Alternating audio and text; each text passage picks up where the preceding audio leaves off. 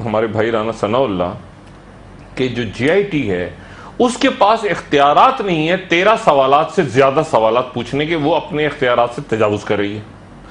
अब यहां यह सवाल पैदा होता है कि अब मिसाल के तौर पर मैं अगर JIT हूं और मुझे ये कहा गया है कि इल्जाम है किसी पे कि उसके घर में चोरी का सामान है और आप जाके तलाशी लें जी, मुझे ये अदालत ने पावर दी कि चोरी का सामान पड़ा है और मैं उस घर में जाके चोरी का सामान ढूंढूं।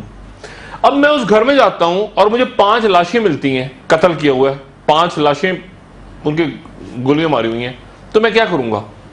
क्या मैं वहां चोरी का सामान ढूंढ के आ जाऊंगा या मैं उस लाशों को भी पकड़ूंगा?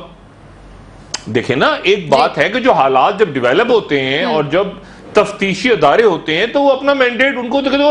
यानी ये शुरू हुआ था पनामा से 24 कंपनियां आ गई हैं बीच में, 24 कंपनियां आ चुकी हैं बीच में और मजीद FIR टोटल डॉक्टर साहब बहुत ज्यादा 45 गालिबन 45 कंपनियां आ गई हैं। 45 कंपनियां 2401 की एक साहब ही हैं फैमिली के, उन्हीं की हैं। 45 कंपनियां आ गई हैं। दूसरी बात यह है कि इसमें अदारे भी आ गए हैं।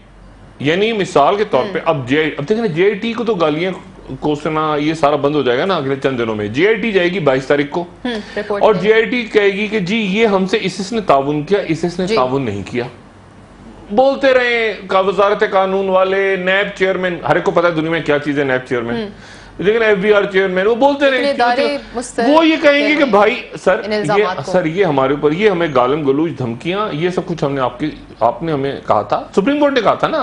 वो JIT खुद तो नहीं वजूद में आ गई ना, कोई किसी ने सूर फूंकी तो वो कहेंगे सर ये हमारी रिपोर्ट है जी, ये हमारे साथ इसने ताउन किया, इसने नहीं किया, और सुप्रीम कोर्ट फैसला कर ले।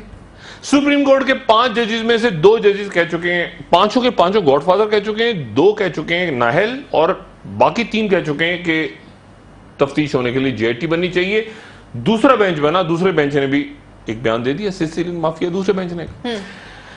अब उनके अंडर JIT काम कर रही है। JIT ने अपनी सारी रिपोर्टें दे दी कि जी इन अदारों ने हमारे साथ ताउन नहीं किया, इसने गालियां दी, इसने धमकाया, इसने लालच दिया, यह JIT का काम खत्म। JIT ने अपनी रिपोर्ट दे दी। कतरी शहजादे की कहानी क्या है? कतरी शहजादे को पाकिस्तान से जाली दस्तावेजात बना के पहुंचा दी गई हैं।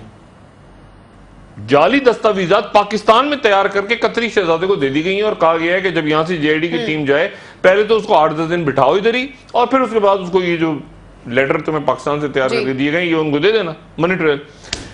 तो कतरी को क्या JIT के ऊपर कोई इशू नहीं है। JIT ने तो, मैं कहता हूँ JIT 10 दिन JIT 10 दिन बैठी रहे, हर चीज से टेम्परिंग की जा रही है। जस्ट 10 दिन JIT बैठी रहे कतर में, कोई फर्क नहीं पड़ता। वो वापस आएंगे, आके कहेंगे सर हमें बिठाया रखा, 7 जुलाई आ गई, हमारे साथ इसने ताउन किया और इसने ताउन नहीं किया, वो खत्म।